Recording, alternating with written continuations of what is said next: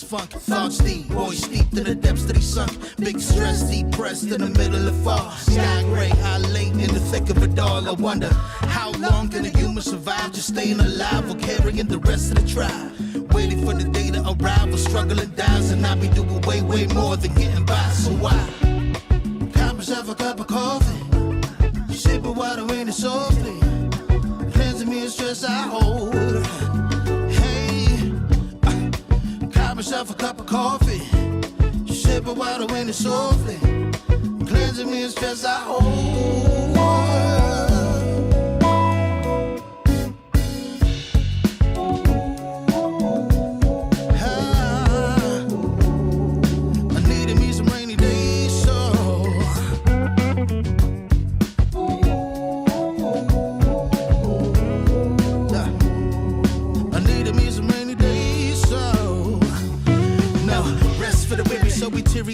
Realize life is so much more than just living a day. Every day I can sit and reflect and breathe and connect to myself and know that I've been given. See, giving up is not an option. So when I'm looking at gray skies, I'll be adopting a new way to deal with a test. Lord, relieve me of stress. The rain be looking like we're blessings dropping. And so I got myself a cup of coffee, sipping water in it softly, cleansing me of stress I hold. Coffee, sipping water in it softly, cleansing me of stress I hold.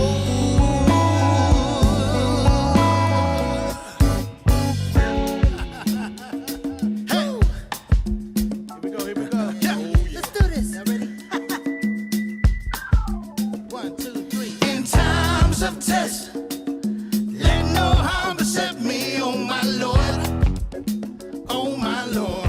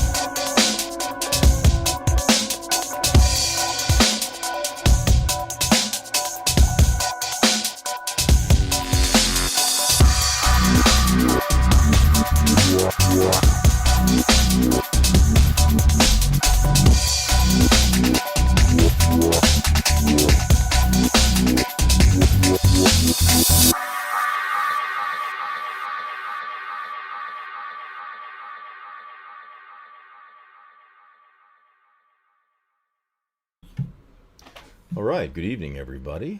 I'm usually dressed in black, but today I'm colorblind, but I guess it's blue. So it's good to see everybody. It's Saturday, July the 14th, and it's another Divided We Stand.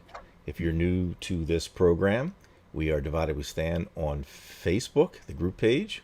We invite you to become a member. We are also on YouTube, and we invite you to subscribe to the Divided We Stand YouTube channel. Please click the bell for notifications so when you have a night like this, it'll show up and it'll tell you that we're on. And we are on tonight, and as any other night, we never know what's going to happen when we're on Divided We Stand. And tonight, I'm sure, will be no different. But a lot's happened this past week. In fact, a lot's happened, obviously, the last 4 years. But, we never have a problem finding something to talk about. And this will be another one of those nights. We hope that you'll join us, and we hope that you'll take part, whether through the comment section or through the thumbs up or thumbs down, whatever, or who knows, some questions for us, comments, whatever. We really, really appreciate it. Well, my compadre, my co-host tonight, as usual, is David Price. Dave, how you doing from Arlington, Virginia? What? Huh? Yeah. Oh yeah. Hey, Brian. Yeah. How are you there, son? Good. You look good with Uh, that shirt and the undershirt thing. That's very spiffy. well, you know what I mean. Actually, I'm closeted in here tonight. We have, let's see, we have a one-bedroom apartment, and tonight we're sharing it with five others. Uh, three, three, Wowzers. three, three young ladies. Our niece and her husband. My main man, Mr. Louis. They're down to visit us, so that's very Wonderful. nice. Wonderful. And I sent them out so I could have some quiet Oh, while we do the I show. was thinking, well, now that would be the perfect opportunity to have like almost like a Bill Maher show during the pandemic, where you have three or four people in the audience, they could clap or laugh. You could have somebody there to laugh. No? Well, they thought I asked them if they wanted to watch the show, and they said no. They'd rather go to the game room and play pool and shuffleball and foosball, and so I guess we were secondary to those what would you say You're endeavors, I sure you suppose. didn't And that's encourage? part. Are you sure you didn't encourage them to stay away tonight? No, I This is tried to something get. you I tried won't to get. like. No, We're no, talking no, about no. pickles. No, no. Well, this is, ladies and gentlemen, tonight. Part of what I'll be talking about is probably not probably something I'll be talking about. Something I'll be talking about is probably what is it they say now? Not suited for work. NSF, whatever the hell that is, because it's not Stormy Daniels, but it's something Stormy Daniels might use in a pinch. So we have that coming up later. It's related, of course. Everything is related on this show in some strange way to Donald Trump, who right now, I believe, Brian, if my information is correct, actually has his own show going out in Arizona as we speak. Really? I think there's a rally going on out there, and I'm sure that we try to speak. Hey, Kim, Anthony, everybody, we try to speak the truth here as well as we know it.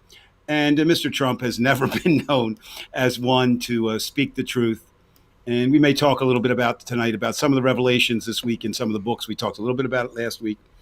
And there we are. So, By the way, you Brian, have some other guests that just came in, some of our regulars. We have Osama I see giving that. us greetings. We have a rare medium with us tonight. That's excellent. Kim, of I course. saw Kim. I hope. Well, you know what? I hear there still is a heat dome out there, so I guess Kim, you're still dealing with that out in Washington. Party time, Dave. Yeah, there I So am. Hi, Kenny. yeah, well, we got some we really well, we got the big guns are here tonight. right, and Um, we can get the weather report too from all of them. yeah, actually, And we got Sandy as here. Look at that. We got Sandy. wait a minute. That says Environmental Coffee House. How do we know that's really Sandy? Well, I can tell you in a second. I want to let me think. There is a way Hey, we can Sandy. figure that out, and I just No, want to. it's the real Sandy. She's Uh, always welcome. all right, all right. So, yeah. So we have Sandy in the house. Who else do we have there, Dave? Osama, Sandy. We got all the hellos and whatnot.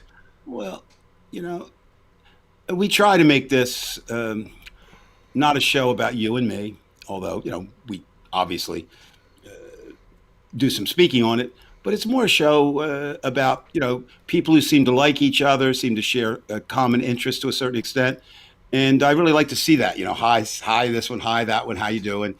And Oh, we have that's we have Sandy right here. There we go. where She's right uh, there. I see her. I Yeah, see we that. have Yeah. everybody here tonight. We have Sandy. Uh, Sandy. do we have my girl? Are we talking about Marsha Green? No, not Marsha. Nope, not Lauren Boebert, but the original, the one and only Miss Stormy Daniels, who really does play a role. Once again, she just when she fades away, she comes back because, of course, there's more mentions of her and what happened in these new books being released. And maybe I'm always good to talk about my girl Stormy, and I don't mean that facetiously. Are you still I mean, following her Twitter account, Dave? always. I'll tell you what. I would, if I get the chance to Joey's talk here to too, her by the way. again. I know Joey's going to be there. If I get a chance to talk to her again, she really could, Brian, and this is not a joke. She really could teach a master class in how to respond to trolls. She's one of the best I've ever seen. and and of course, she gets a lot of chance because, of course, there are people who troll her because of her. I don't know if you'd say former job. I mean, she has moved on to some other things, and then, of course, hundreds and hundreds of anti-reality people, or as some people prefer to be called, pro-Trumpers. I just call them anti-reality attacker. And in an America that is really divided and is getting, I think, somewhat even more bitter as the stakes rise. I didn't think it could get much, not worse necessarily, just more bitter. It's good to have somebody who can handle trolls. So yeah, Stormy's good at that. Yeah, I hear she's good at a few things there. That's your perverted mind, but that's okay. Okay, yeah, that. Well, look, she put herself in that position. I guess I'm not completely guilty. All right, so yeah, is he rare? He says something here. Okay, he's talking to Sandy. Whoa. Rare, you did see the floods? And I think I mean, 50 people died or something like that. Rare. well, here's again. This show is not. You had a show once, and Sandy still has one, and a number of people are doing a great service in terms of the environment. But my God, it just gets more and more difficult to be a climate change denier, I would think. Yet they don't seem to move. I mean, what China's flooded, record heat waves, Antarctica, we've got places burning. I mean, it's everywhere. And yet we have a party in America who used to be called Republicans. I refuse to call them Republicans anymore. Who just, it's almost like, I guess what I'm trying to say, and I'm not doing a very good job of it, so I'll say it this way. You know how some Christians, both the real ones and the fake ones, what is it, WWJD, right? What would Jesus do? I think now, we could actually look at climate change or what's going on. What would Trump, since he's a spokesperson for it, do? And then just do the opposite. Have the Dave? Have the conservative Trumper Christians co-opted the Jesus name? Essentially. Oh, there's no question about that, Brian. Look, I know on this show and others, look, anyone is entitled, to choose a religion. I happen to not choose organized religion. I'm not an agnostic. I'm not an atheist. And if people say we're trying to, no, I think there is a part of all of us in human that need to satisfy a spiritual side. I think we all have a spiritual side, unless you're Donald Trump. So, but I think it's a personal thing, not for me. It's a personal thing, not a church organized thing. So what happens, Brian? I think it's very simple.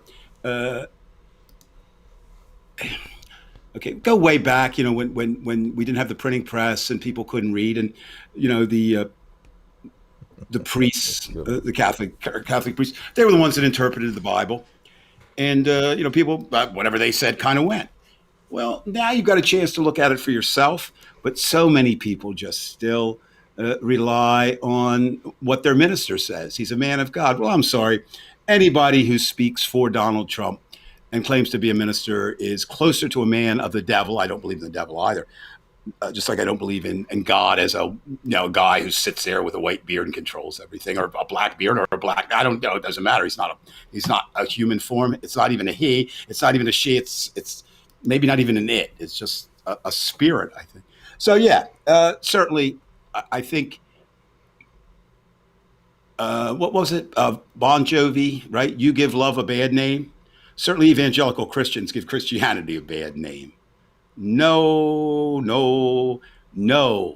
I mean, think about it. I mean, you're more on the atheistic side. I'm definitely an atheist because I do not believe there's any evidence that there is a God. Yeah, in a certain sense, and in that sense, by definition, you are an atheist because you don't see there's any evidence. No, that's so true. all agnostics are atheists in a certain sense. But my point is, I do think. I mean, this is just my personal opinion. It's not worth arguing over.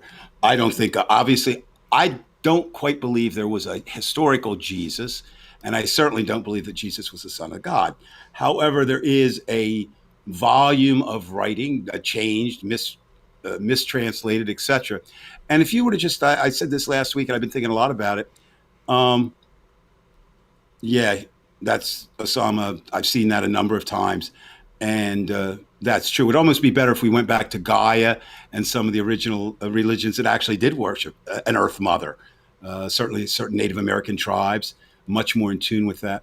But this idea, if you were to take the red words, I don't know, Brian, how schooled you are in the Bible, but I try to avoid some it at Bibles. all costs. Well, no, I know. You But get lost. Can I interject something? Oh, I yeah. think part of the most difficult thing is it gets too wordy. Behoveth Menet begot Benuthus, and Benuthus begot Well, Benuthus. okay, there's an interesting thing. Now, this doesn't go anywhere for me. well, here's what it is, Brian. The King James version, right, is probably still, well, up until the 1960s, was definitely the version of the Bible. Well, guess why it's called the King James version? Because King James authorized a rewriting of the Bible. Now, as we know, historically, King James was a believer in the divine right of kings. So what happens is he got together some of the bright brains and said, write me a version of this book that links me somehow to having that divine right of kings. So, of course,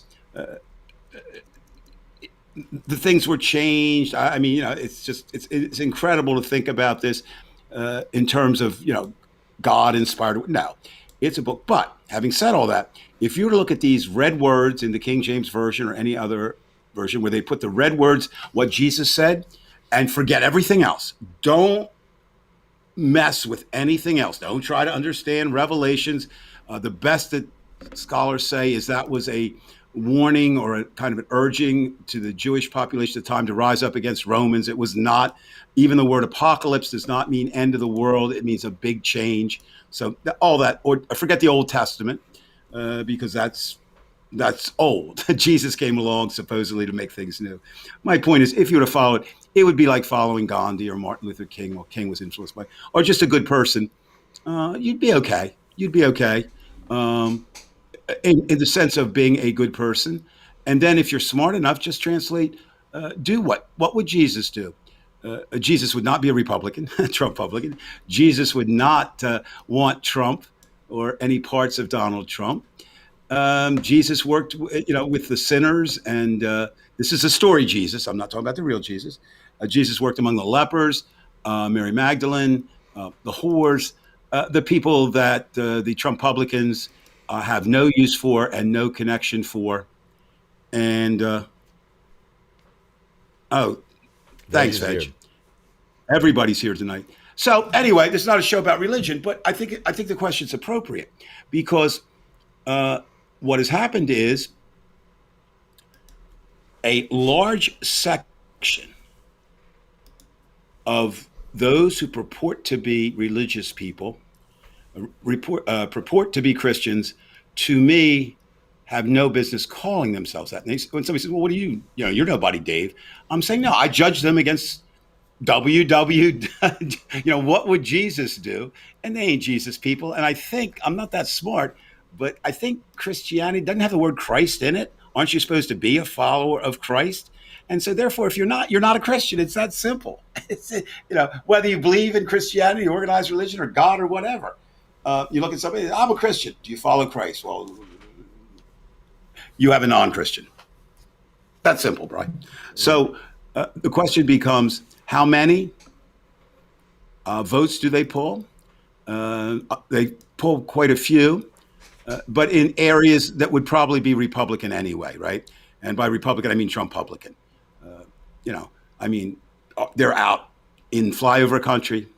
They're in the South. They're a non-vaccination country too. Well, I which want to now talk is starting to. We'll get into that later. But. Yeah, I know, but I mean that's one of the things I want to talk more at length tonight. Mm-hmm.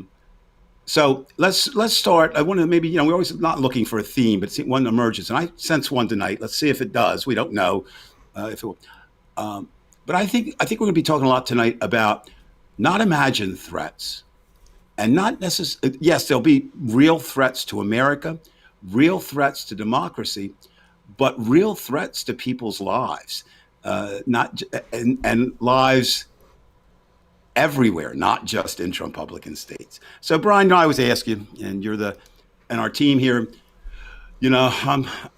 you're the warrior, and I don't mean that as a put down. I think it's very valuable.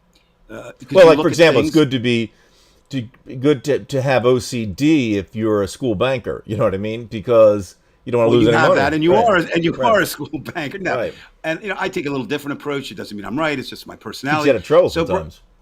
so Brian, what this week, or well, we'll say this week. We'll start there. What's got you perplexed, bothered, troubled, Okay. or either keeping you from sleep or keeping you from falling asleep immediately? What's up? Fair enough. Okay.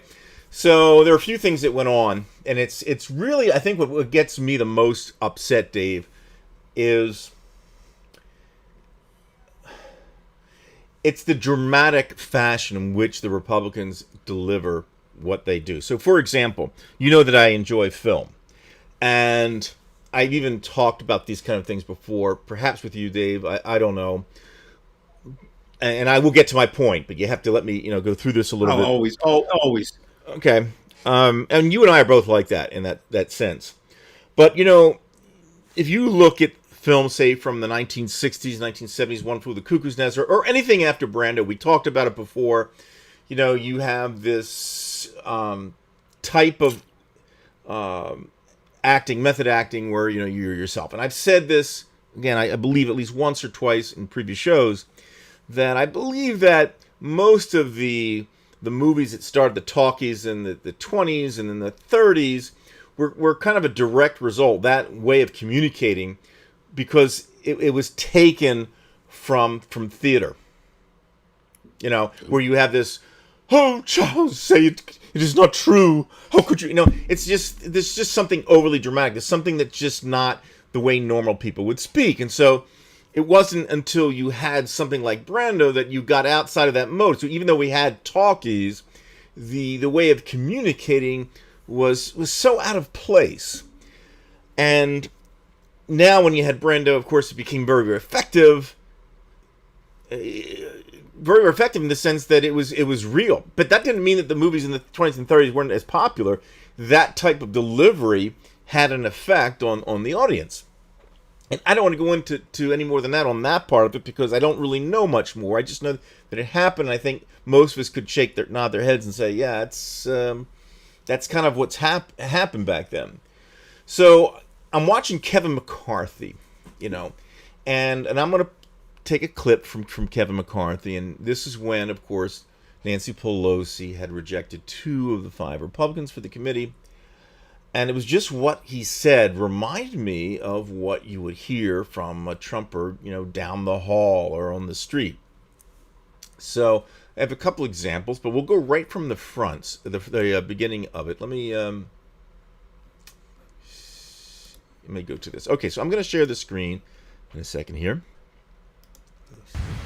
Okay, outdoor video.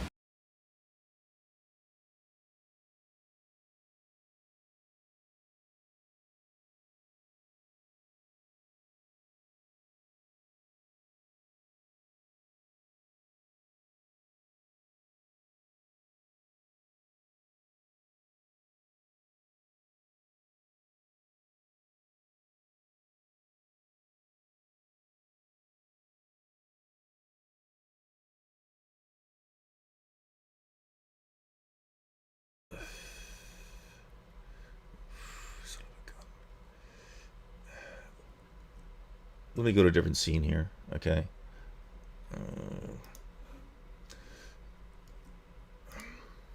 There. Okay, that's good enough. I don't know why. I'm getting something else, and I'm not going to go into why it happened. Okay, so anyway, hopefully, Dave, you'll be able to hear me. Okay. Okay. So here, I just want you to just listen, not so much what he looks like and all that kind of stuff. Has lost all. Jim Jordan has served on select committee and serves on one now. Made it undeniable this panel has lost all legitimacy and credibility. And it shows exactly what I warned back at the beginning of January, that Pelosi would play. Okay, now you heard that. Let me go to, he gets a question here. I'm going to go around 1248 and see what happens here. Yes, sir. Mr. Leader, you're complaining that you don't have a bipartisan opportunity here to investigate January 6th, but you stood in the way of a bipartisan commission that would be made up of independent members, an equal number of Republicans and Democrats. Your conference voted against that, at least a majority of your conference voted against it, and it was blocked in the Senate. Why did you not allow that to go forward if what you say you want is a bipartisan investigation into what happened on January 6th? For the same politics Pelosi played then. Okay, so that's enough right there. I think you're going to see what I'm getting at, Dave. As soon as he starts the press conference, first question, he doesn't say the speaker, Madam Speaker. He says Pelosi. And, any Trumper, they say Pelosi. And, we've lost all type of decorum with these members of the Republican Party. And now they're using this as almost like a method of not brainwashing, but connecting the team at home with the coaches of the team, at the press conference. And this bothers me because they keep saying it over and over again. Pelosi, they're calling it by the last name, and he's doing it very, very quickly, whether it's the beginning of the press conference. He's developing that anger. And it's not for you and me, of course. It's that one audience. And they keep saying Pelosi, because who does everybody hate? It's Pelosi. It's Pelosi. And they're using what is called the oldest trick in the book, which is look over there. So that's the first thing I want to discuss with you, Dave, because you are, your whole life you've been an English teacher. You've been involved with language and communicating to the public. Am I far off to think that this is really the tactic of the Republican Party now? No, you're absolutely right. What I find interesting, didn't Mr. McCarthy, he said something, if I heard him correctly, said something, I've been saying this since January 6th. No, on January 6th, Kevin, you said that Trump was responsible for it. Now,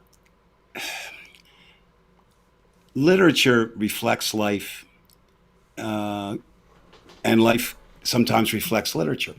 And so what we have here is very much a 1984 idea where the government, or in this case, a party of the American government, is trying to redefine history. That's really what they're doing. And unfortunately, and I don't know the rationale, you started tonight with, talking about evangelical Christians. I don't know whether it's because, not everyone, I don't think, in the Republican Party was stupid. But I think those that are left in the Trump-Publican Party, not the leaders, but the followers, aren't intellectual geniuses. All right. So what he's doing, you said, okay, so you need a couple things if you're going to rally your troops. You need a demon. Now, what's interesting is, have you noticed, Brian, that they really haven't been attacking Biden? Have you noticed that? No, I mean, yes, well, now that you say that, yes, that's true. And what they need is they're getting the polls and they're getting this. They're still betting against them. But the idea of it is whether you like Biden or not right now is kind of immaterial. People are doing it doesn't matter whether I like Joe Biden or not. I don't care about Joe Biden. I care about what Joe Biden does as president. And a lot of people, are liking that, who were or will be Republicans because they see, some good things are happening. So the idea of it is, now you're going to demonize Pelosi. You look at who the Republicans are, unless, certainly they do have a couple Republican ladies. Well, let's name them. Lauren Boebert and my personal favorite, Marsha Green.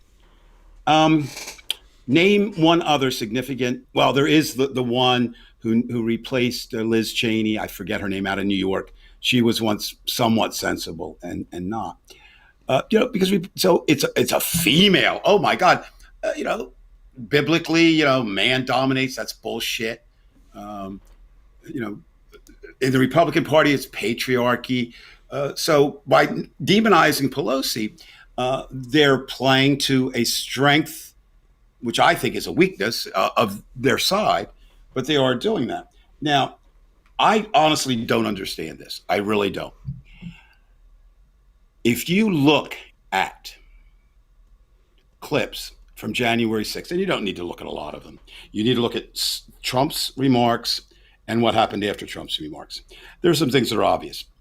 Trump did spur that crowd on. There's no question about that. Absolutely. He said, march up there, and that's one. So that's a given.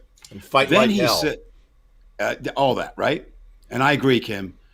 She has more balls than Kevin does. But the idea, then he said, and I'll be right there with you. Now, I'm not a Trumper. I don't follow authority necessarily blindly. I mean, authority's good if it's making the right decisions. But once I got up there, I would say, where's Donnie? He said he'd be here. But that doesn't seem to bother anybody, right? Then you move on, and there is no one with any sense who can look at those and say, as some Republicans have, elected officials, that was just tourists. Then they tried, well, it was Antifa and the FBI. Well, no, wait a minute. Common sense says if you believe it's Antifa, they're going to investigate the shit out of that. Well, look at what Joey posted, which relates to kind of what you're saying down the shore. This is New Jersey. These are the people who actually believe that stuff. Look, well, to me, there's a little different. We started with religion. We'll stay there for a moment. I mean, I don't believe, not that it matters what I believe, but I don't believe in God as expressed in the Bible and all that stuff. But I really can't disprove it, right? I mean, I can't. You can't disprove it. They can't prove it. I can't disprove it. So it is that idea of an article of faith. But I can disprove very simply that Donald Trump won the election or Joe Biden lost the election. Now, I know they're saying, well, the ballots. It wasn't like only Democrats viewed the ballots. A lot of Georgia was signed off by Republicans, as were other states, right? So you have to be either really gullible, really stupid, really evil. But I don't know. There's something else. The demonization. The Republicans have been very effective when their Trumpublicans hear the word Democrat. They don't hear Democrat. They hear socialist. And they have no conception of what a socialist is, what he does, what she does. But they know that that's bad. Well, okay, whatever. Now, so I guess to answer your question more directly, is the Republican message resonating? Yeah, it's resonating with people that already believed it, though, right? Correct. I don't see anybody. The polls aren't showing that suddenly. Well, you're right. They're not. But and the Republicans know that, Dave, as you know, which is why they're trying to suppress the vote. Well, that's true. But here's the thing. Okay. Are they trying to? Absolutely. Now, there's some things that could happen. One thing that could happen is the Supreme Court could say, no, I don't have hope for that. As I said, I think there's a lot of things that may happen, but I'm going to tell you that we're going to see a lot more 5-4 votes conservative than we saw 5-4 votes liberal, because it was a 4-4 with Roberts, right? And as I've said before, and I believe this to be true, Roberts knows his name. This is his court, not in control, but it'll go in the name. He doesn't want to have, some horrible decision on there, but it's out of his control now because there are 5 conservative Republicans. And I do think they are, first of all, conservatives. Secondly, Republicans. So they do want conservative Republicans to run the government. So I think when it comes down to these types of things, you're going to see them vote. I don't know how you say it's not voter suppression. But the Supreme Court before is the one that did all that. They said, oh, we don't need the protection of a Voting Rights Act anymore. We're over that. Well, Lord knows we weren't. Okay. Now, Rare, I want to speak to what you just said there. And I agree. First of all, it is doomed. Now, there's a few ways to motivate, right? You can motivate with love. You can motivate with wisdom. Unfortunately, fear and doom are more immediate, right? They are. And they know this. And when people are afraid, and they've made them afraid of a boogeyman, and the boogeymen are many, but basically they are minorities who vote for Democrats who are really socialists in their mind. Right. Now, okay. Not this show, because this is not the one to do it, I think, but next week I want to devote some more time, since you're an educator and I used to be, to critical race theory and what that means and where that's coming from and why it is indeed dangerous. But the point is that I would say if you were to take all the people who, okay, let's do it this way. If you were to take all the people who support the Democrats nationally, right? And then you were to take all the people who support the Trumpublicans. So we're going to remove maybe a Liz Cheney or the 9 other representatives that voted. I'll even let you remove Mitt Romney if you want, whomever you want. But then the rest are Trumpublicans. And then you take the people who don't care, just the way it's going to work. The liberals are going to have more education, right? Collectively, not necessarily individually. Well, why is that? Because 2 things should make you more understanding of others, which is part of what liberals are able to do. One is an education. You learn not just things, but you learn things about people. And then secondly, travel. Mark Twain said it's really hard to be prejudiced. Oh, I'm sorry. The man who travels, it's really hard for the man to travel who travels to be prejudiced. And I think that's true. So I think you would find 2 things. I would think you'd find more college educated in the liberals. And I think you would find people who have traveled outside the U.S. borders more than you would in the other 2 groups. So the question becomes, if you're on the other side, what do you do? And they are all in for reducing votes, right? Making it more difficult to vote, and continuing, as was said by our people here, continuing doom, gloom, and fear. And certainly for myself, I fear every Trump voter more than I fear any liberal or Democrat voter. This is a comment from CB. Yeah, and I tend to agree with him. Yeah, I mean, I if I'm going to be completely honest, yes. I'm kind of ashamed to say it. I would actually agree with him. I'm so angry with him that I actually. I'm not. No, look, there was a point. All right, there's always a point when you have to kind of respect uncertainty, right? You really do. I mean, even if the early moments of things. Look, right now, anyone who chooses not to vaccinate is doing 2 things. They've made a bad choice for themselves personally. There's all the evidence, there's not a scintilla of evidence on the other side of this points to the fact that there's more risk of death, immediate damage, and long-range damage by getting COVID than there is in receiving the vaccination. Right, but they don't. The Republicans don't help out at all in this. Let me give you. We all saw this probably a few days ago, Dave. I want to, if you don't mind, I'd like to show this. Go. I'd like to show this, if I can get to it. Okay, Google Chrome. I know you've seen this, Dave. Oh my God! Okay. It's my despicable guy. Okay, go ahead. Here we go, and then I'll have this on after. For which there was supposed to be a federal pause. Dr. Fauci, knowing that it is a crime to lie to Congress, do you wish to retract your statement of May 11th where you claimed that the NIH never funded gain-of-function research in Wuhan? Senator Paul, I have never lied before the Congress, and I do not retract that statement. This paper that you are referring to was judged by qualified staff up and down the chain as not being gain of function.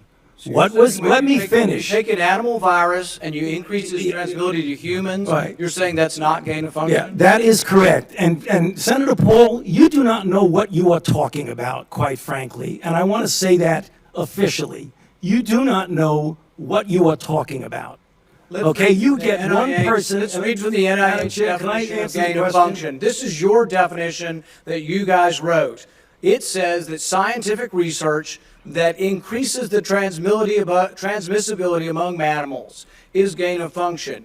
They took animal viruses that only occur in animals and they increased their transmissibility to humans. How you can say that is not gain of function? It is not. It's a dance, and you're dancing around this because you're trying to obscure responsibility for 4 million people dying around the world from a pandemic. And let's send Dr. Fauci. I have to, well, now you're getting into something. If the point that you are making is that the grant that was funded as a sub-award from EcoHealth to Wuhan created SARS-CoV-2, that's where you are getting. Let me finish. We don't know. Well, wait a minute. It didn't come from the lab, but all the evidence is pointing that it came from the lab, and there will be responsibility for those who funded the lab, including yourself. I totally This committee will allow the witness to respond. I totally resent the lie that you are now propagating, Senator, because if you look at the viruses that were used in the experiments,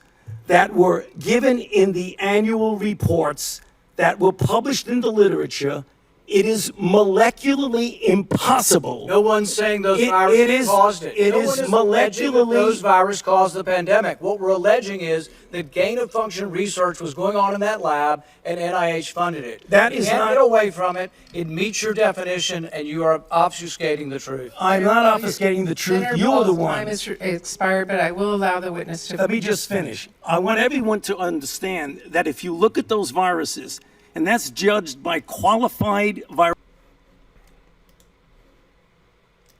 Okay, so first of all, who's ever the head of the committee there should have shut him the fuck. I would have called out the sergeant of arms and said, put some duct tape over this guy's mouth because, he can't shut the hell up. And the moment Fauci said, "You do not know what you're talking about," then he tries to talk over, and he did talk over him. And That's again, exactly. this is this ploy, and he's just dying to get his words out. Even like he makes his mistakes, he says manimals and all this kind of stuff. You can see it's obvious is that what they're going to do is when they are, when there is some type of reply that's going to, clear the record, they're going to talk over. And I've done videos about that in the past on my other channel, 2 years ago about Trump and how he's done. So now not only do we have this use of language, it's just speaking over people and just sounding like you know what you're talking about. Because it's obvious that, look, I'm not a doctor, but it's obvious that Rand Paul doesn't know what the fuck he's talking about. Well, here's something about Rand Paul. He claims to be a doctor, right? Correct. Did you know? So is that he's Dr. never J. Do you know he's never been certified by didn't know. acceptable board? What he did was he created his own organization and certified himself. Really? So Yeah. that's- So, well, and look, you might like Fauci, Dr. Fauci. You may not like him, but certainly you have to respect the years he's devoted to this business. Now, there's some things that if I were Dr. Fauci's advisor, I would have said not for him to do, right? And sometimes, Brian, I was talking to a friend today who's lived here for years and is in Atlanta and then came back up. So I spent some time with her today. And we were talking about, this idea that just the idea of who do you respect? Well, if I look at those two people and Rand Paul is saying A and Dr. Fauci is saying B, to me, it's a no-brainer. Fauci's going to be there. Now, for example, one of the things I'm not sure, and I told Helen, I will tell everybody, you can see people's actions, correct? But you really don't know their motivations unless they tell you, and they may be lying to you, right? I mean, you never really know the motivation. So remember when they started, and I was confused by that, don't wear a mask. And I thought, this is just weird. Does that mean germs are different or, viruses are different in the East where they mask up? I think, for what it's worth, and Fauci's kind of indicated this, that they said that not so much, they wanted to protect those on the front lines. There weren't enough masks to go around, right? I mean, the emergency workers couldn't get them. Now, that's one point. A second point, Rand's, you're responsible. Again, I don't care where it came from right now. What I do care about is what we do about it now, right? And certainly Donald Trump and the Republican Party are responsible for deaths and continue to be responsible for deaths. Not Dr. Fauci. Right. Now, if later on we find out, because people ask, well, yeah, again, I'm not a scientist, I don't know. Here's my guess. Here is my guess. If and when we ever find out, I think it did come out of the Wuhan lab, but I think it came out this way. We know that they were working on SARS-1, and they were trying to find more vaccines. And I think one of two things happened. One is somebody inadvertently took it out, which can happen. And Chinese regulations aren't anywhere near as strict as American regulations. Or there has been some documented evidence that animals being experimented on sometimes are given to the wet markets, meaning that they're eaten. So that could be it. But again, does that really, I mean, we can deal with that later. Right now, it's what do we do about it? So Rand Paul, whether he's right, wrong, which of course he's always wrong, it is, as you point out, I mean, what he's talking about doesn't have anything to do. What do we do right now? What do we do today? What do we do tomorrow? So let's talk about that for a moment. Brian, what worries you now about COVID and the pandemic today, that maybe it's a continual worry, or maybe it's something new? So that's always a good way to start. What's bothering you? Because you're kind of like an example of an every man or an every person. So what thoughts do you have about it right now in terms of being troubled? I think the only thing I'm worried about, I mean, again, as I've said, I stated just 10 minutes ago what CB stated. I personally don't care. If anything, I would almost encourage the Trumpers not to take the vaccine. But of course, other people haven't also taken it for whatever reasons. And, I don't want anything bad to happen to them, but... Brian, can I stop you there for a moment? Right. Why? Why don't you want anything bad to happen to them? Well, there are some people who legitimately, for example, give me a legitimate. Some African Americans still believe, because of the past, that there may be some distrust with the vaccines. That's an issue. I mean, I knew a person who happened to be African American from my high school. He was a Jehovah's Witness. It was more the fact he was Jehovah's Witness, but he was Jehovah's Witness. He developed pneumonia, and of course the parents wouldn't let him be treated, and he died, I think, by the time he was 19 or something like that. So I've had experience with hearing these kind of things, and this kind of thing really bothers me, because I think these are the people, we're in the same camp. Let me ask you something, Brian. Let me ask you something. This gentleman, and yes, you could say all deaths are tragedies. Every death is a tragedy to someone or somebody. Did what he have, was it a threat to anyone else? Or was it merely a threat to him? It was merely a threat to him, as far as I know. I mean, this goes back to 1979. Right. And this is I remember, I got to put this in context. I had a friend in college, only one friend now. He did everything last minute. I remember one time he finished his English essay. We could actually handwrite them back then, on the hood of the car before we went to class. And he was so proud of this phrase, the crux of the conflict. So that stayed with me all my life. But the crux of this conflict is something that's as old as America itself. Where does the right of an individual end when it threatens the rights of the society at large? Well, and the Supreme Court, as far as with religion, they were letting them pack them in. Here's the fallacy about the Supreme Court is that they are anything other than flawed human beings who have a political agenda or influenced by a political agenda. Or got there because of a political agenda. Well, true. They didn't really have an agenda, but just the way they felt. and then Well, somehow they went in the no. pipeline, and they, you know, and you end up there. So, I mean, to say politics is in the Supreme Court is insane. Justice Breyer is absolutely crazy right now to say, well, there's no politics here and I don't want to retire because, no, there's politics. But the point is, the Supreme Court is not a God. We've already said there's not a God. So we're kind of left to fend for ourselves, right? And so the idea of it is you have to weigh out, okay, I'm not going to do X, but it's going to threaten Y being society. I'm going to go against the Xers every single time. well, that's fine. But if I do want to answer the original question because I didn't completely Go get ahead. to that. But I'm going to say this: what am I really worried about now? The fact that I have no understanding at all about medicine or No, right. Neither physiology, do I. all kinds of things. Any kind of stuff dealing with the medical field, I'm not good with that. I know how to put a Band-Aid on, and I know that I should clean a cut, etc. Those kind of things, like most normal people. Okay. I think what I'm trying to say is that I have a fear that one of these variants is going to become more virulent, and not only more virulent, but more deadly. Now, it's my experience from what I've read. Again, this is only a person's reading, that they become, less deadly. They weaken. But I don't know. I don't know that. Well, no, and none of us do, and neither do they, when they being the scientists. What they are learning now is a couple of the variants, the Indian being one, and See, there's a the couple same others thing right there. So we're on the same state of tune there, Veg. well, Veg, you're absolutely right. Here's my thinking on this. All right. Now we're worried here in America, and what are we running?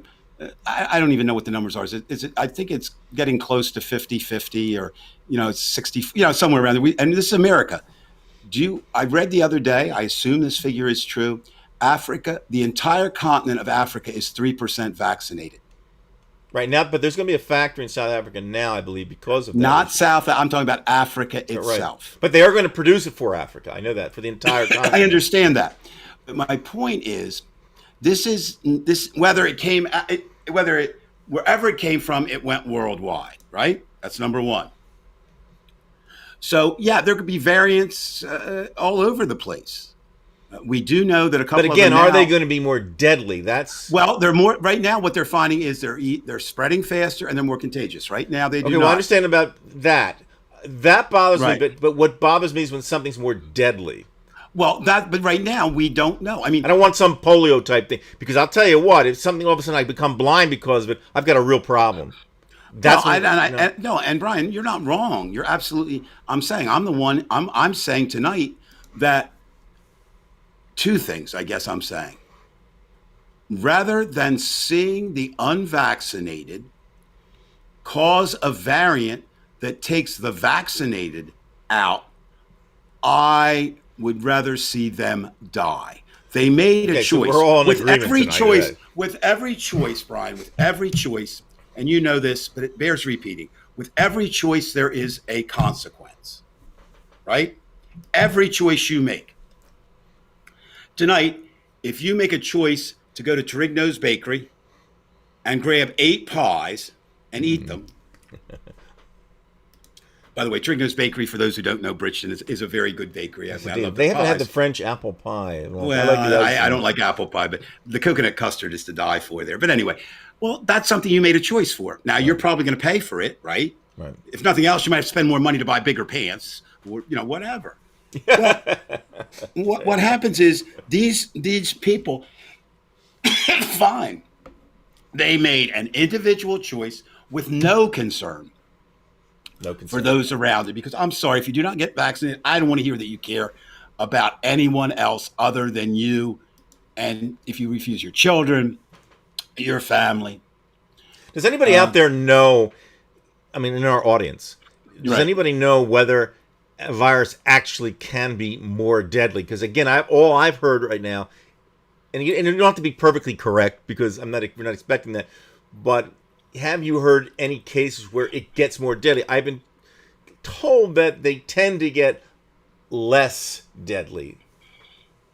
But And what I asked that question to some people, and again, while we're waiting for other responses, this is kind of I'm talking about something I really don't know based on translating something that I still don't quite understand in words that I do understand. But basically, this, the reason I asked that question, and I said, you know what's happening? He said, well, again, we're not talking about a sentient being with a virus, right?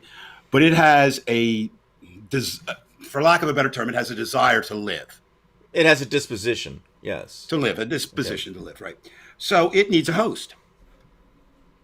So a lot of times, how, I don't know, I don't think it's magic. Some of these variants realize, well, we just need to live, but if we kill our host, right, we won't live. So I think that's part of it. But here's my fear along those lines. You know, I'm not usually fearful of much, but I am. I'm fearful of two things. Number one, with these variants, I don't care if 100% of the time, no, let me try it this way. If a million times out of a million times variants weaken, let's just say that was the number, right? Just say it was. You're still going to have a million in first time. Now, the odds say, but you don't know for certain. So I don't think anyone can say with absolute certainty that this virus in any of its mutations will always weaken. It can't be said. Right. Number two, while all the variants have been in the SARS family, what about if some variant gets outside of that, mixes with something, you know what I mean, and creates something bad new, right? Thirdly, is this. You asked the question, or somebody asked the question, everybody out there vaccinated? And, you know, again, up until this point, I thought it was a personal choice. Now it's not. You have to do it for others. You just have to. Fear or no fear. But the idea of it is, if we don't get the numbers, and I'm talking about the numbers worldwide,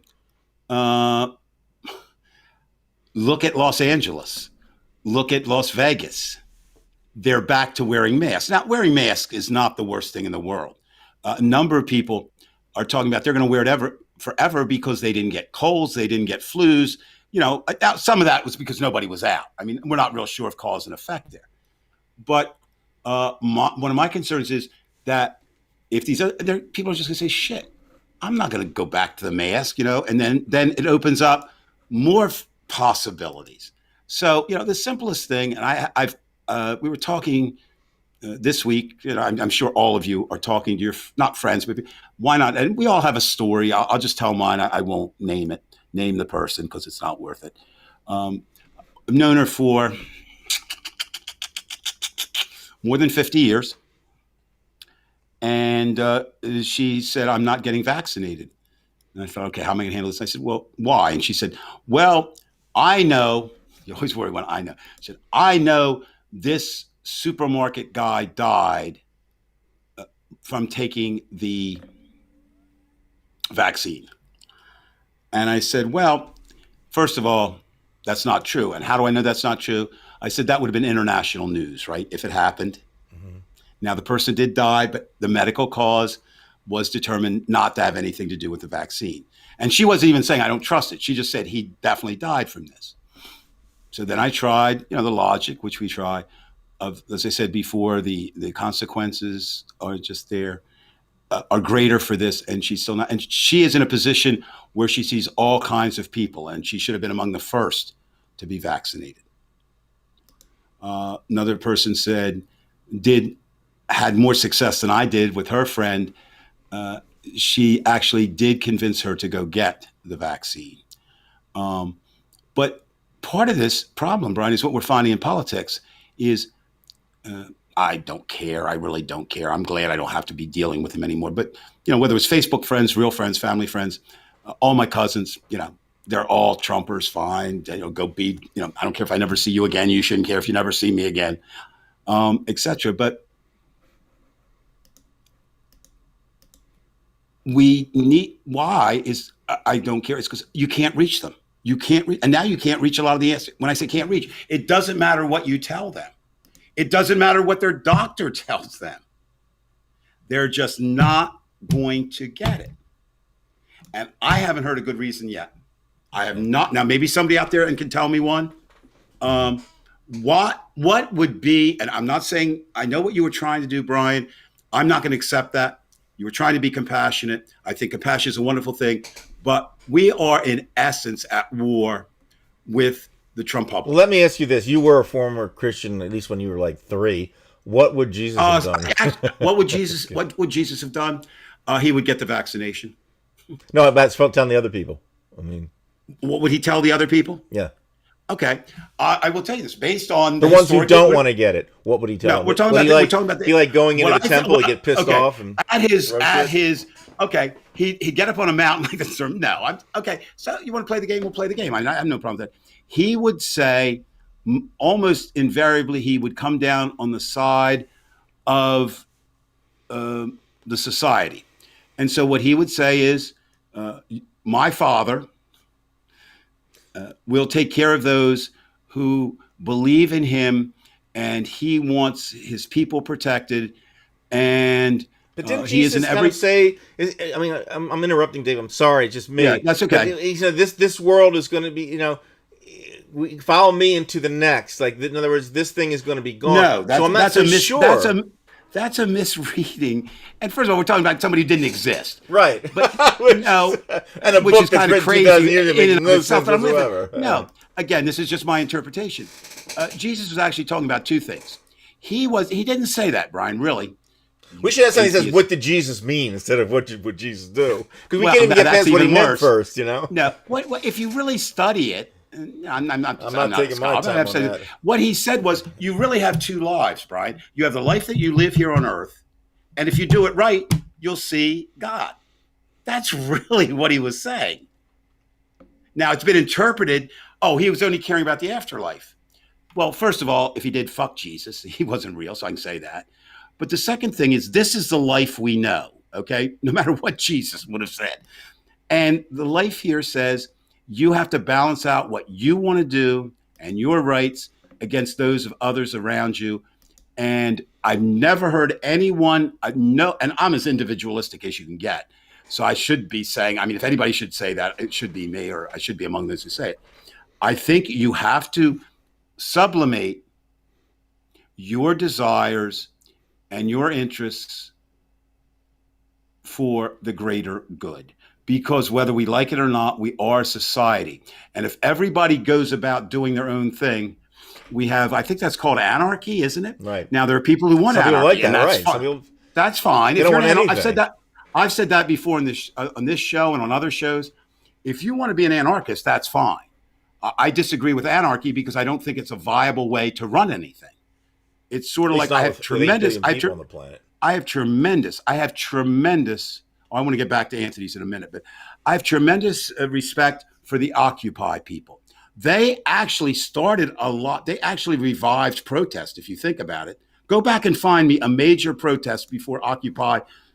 In the 20th century, you're not going to find too many. There were some environmental groups. I will give them that, but on that larger scale, the problem with Occupy is they had no. What should I say? Not so much even leaders, but they had no way of narrowing it in and focusing. In other words, they were kind of an anarchy of grievances, and all the grievances, almost all of them were valid.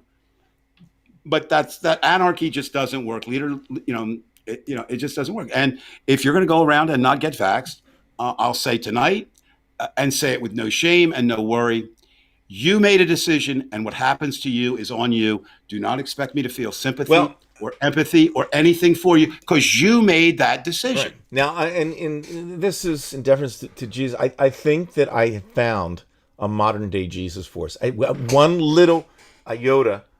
Actually, that's kind of. You said one little Yoda. Yoda's not Jesus. He's cool, but he's I'm not being Jesus. redundant. An Yeah, iota right. of Jesus. This was great, and it's a very short thing, but I want to show it to you because it's Go ahead. a little bit of good news. I usually give you all bad news, but don't mind. Well, come on, this.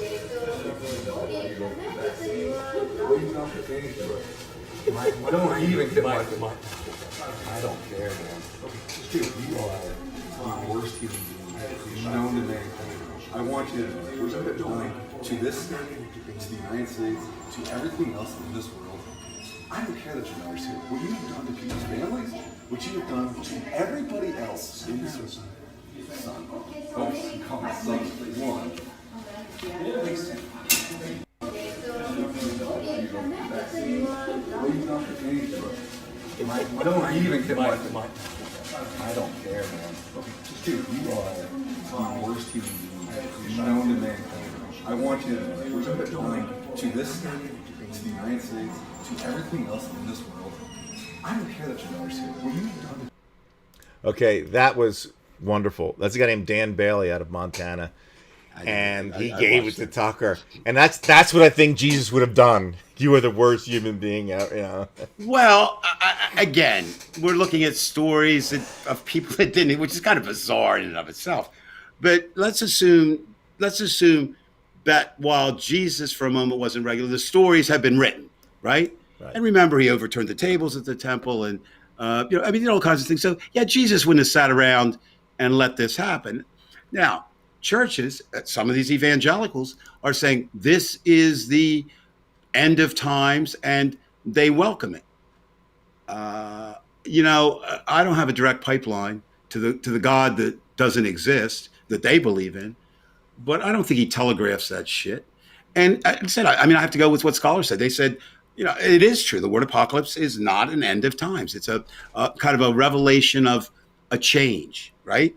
A change. And the change that was talked about was a change where the Jewish state would overthrow Roman authority and go with it. Now, Satan's a wonderful character, right?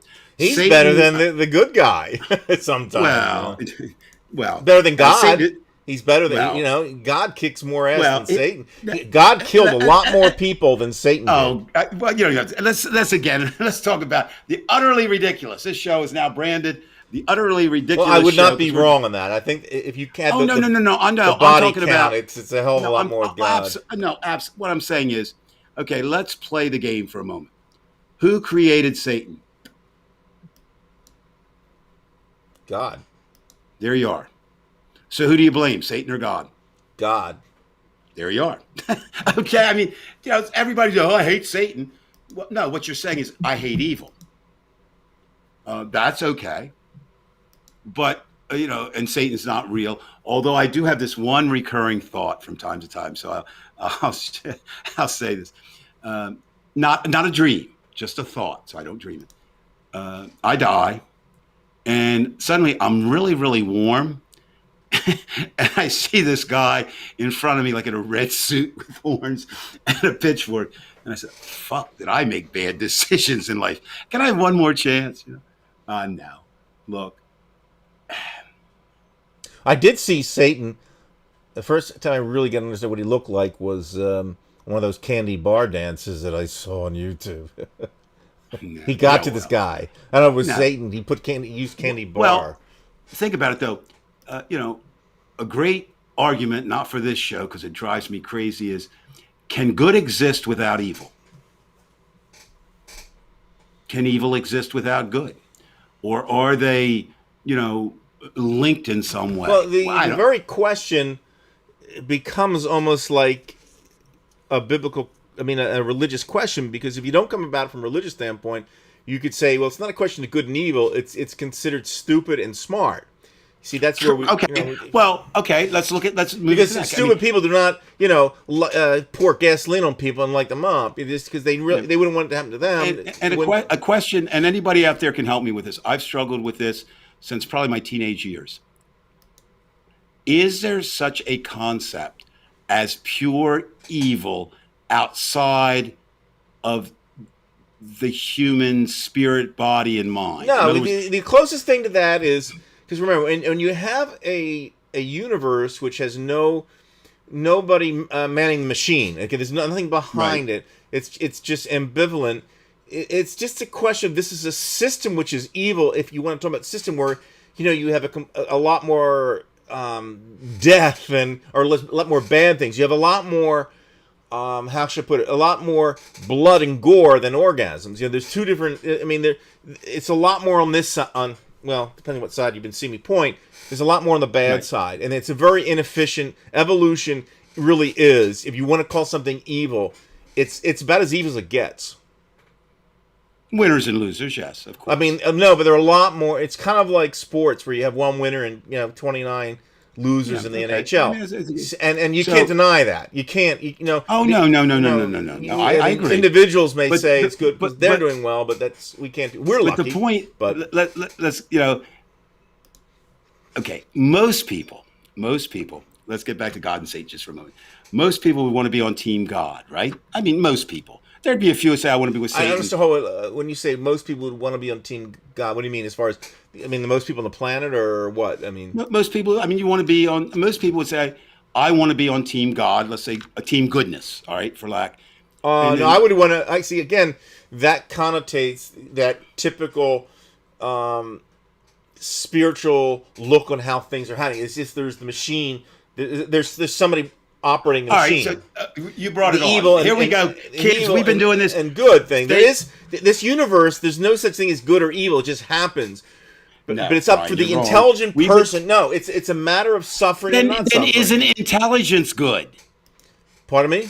And is it? Let's take evil out of the equation. Let's talk about good and bad, right? No, let's just talk about painful, harm and not harm. How's Oh, that? painful, come on. No, come on. Harmful and not harmful. Because if it doesn't do any harm, it's good to you. Okay? If it does harm, it's All bad. right. All Harm, right, let's no harm. Bring How's it that? back. Bring it back, Brian. Bring it back. If it doesn't, say that again. Just what you said. Okay, let's not classify. No, just what you just said. I want to bring it in. When events that occur in life, Right. whether it's to animals or humans or plants, Stay harm, simple. What you said no before. harm. Harm. You have two categories: harm, no harm. Right. It's real simple. Gotcha. I'm agreeing with you. I'm not just so. Listen to what I'm going to say now. Then I think you've answered the question. Do you cause any harm to anyone other than yourself if you get vaccinated?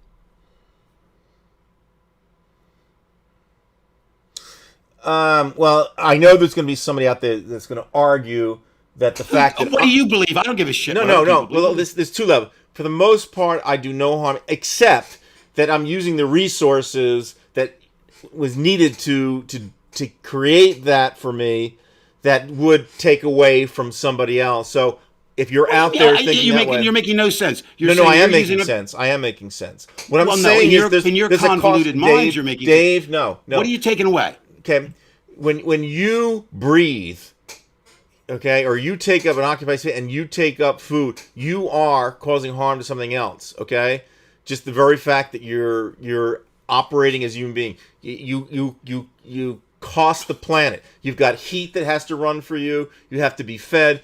Just the very nature of existence, you are going to cause harm. No, you can't deny. No. I'm not saying you're going to have a bloodbath out there. I'm just saying everything you do has a cost. Okay, get rid of that bullshit for a It's moment. not bullshit. And try this. Okay, is the vaccine real? Yes. Is somebody going to take that vaccine? Yes. Now, just keep that in mind.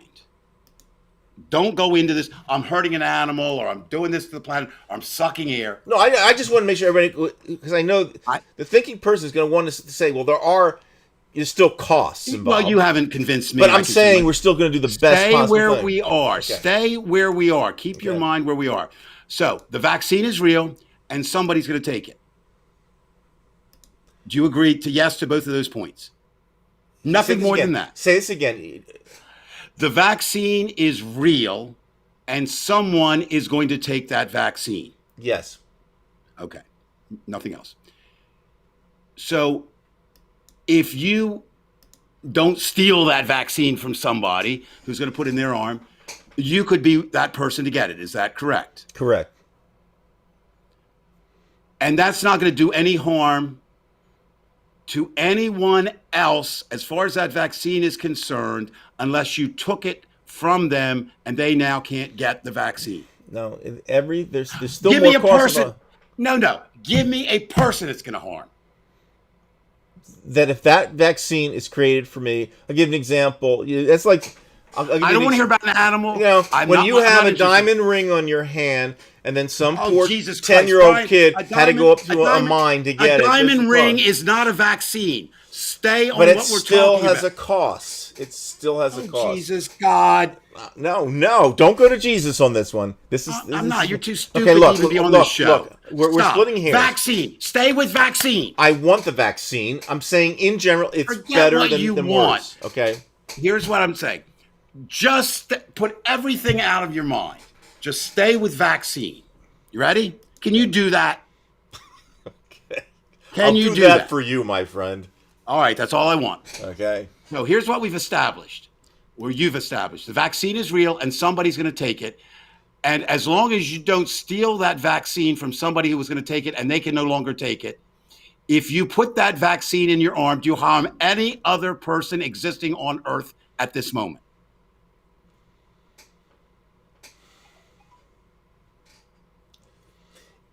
If that does not impinge upon the resources of somebody else and Not the resources, Brian, the life of someone else. it might. How? Because the effort and the resources put into that. For example, if I tell you this pen, okay, is $3, okay, and I say how much is it worth? It's worth whatever anybody will pay for it. It's worth whatever was put into it. No, that's typical economics at college. They'll tell you that yes, this is worth the market price. But you see, That's what I just said. Market price is what that's anybody will pay okay. for it. But you see, if you are Why are we talking about pens? common market economy economist, yes, this is the market price. But if you are Marxist, you'd say that the value of this is only worth the amount that you actually paying. The worker is creating all the surplus value that's given to the. I wish right now, Brian. What I wish is you hadn't taken the vaccine. No, you have to. You have to. Look, let's just stop. Stay vaccine. Okay. Let me make my last point. I will do it. I will do that. But you have to listen. Okay, Rand Paul. Okay. No. I have to give you a question. Okay, because when you I put make my me last point, under the microscope with the question that makes me say yes. I haven't finished yet. Okay, Rand Paul, listen to me. Yeah, he's getting personal. No, I'm just saying you're doing the same thing he did.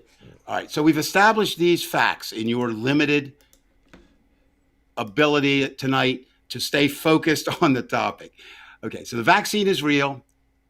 Somebody's going to take it.